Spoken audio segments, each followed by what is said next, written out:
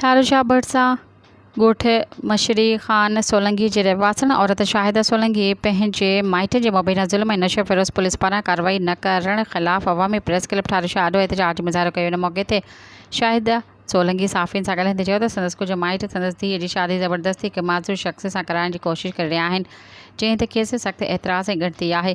हुन इल्ज़ाम हयो त हिन मामले बाबति केतिरा ई भेरा नशो फ़िरोज़ पुलिस खे आगाह कयो आहे, पर पुलिस तरफ़ां हेल ताईं का बि मुअसर कार्रवाई न कई वई आहे। शाहिदा सोलंकी चयो त हू पंहिंजी धीअ जे मुस्तक़बिल बाबति सख़्तु परेशान आहे ऐं इंसाफ़ हासिलु करण लाइ दर बदर भटकी रही आहे।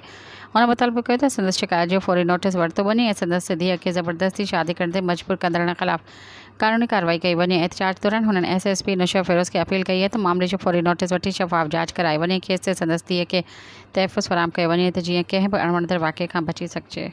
सब्सक्राइब कयो अवामी न्यूज़ HD खे ऐं ताज़ा तरीन ख़बरुनि लाइ ॾिसंदा रहो अवामी न्यूज़ HD।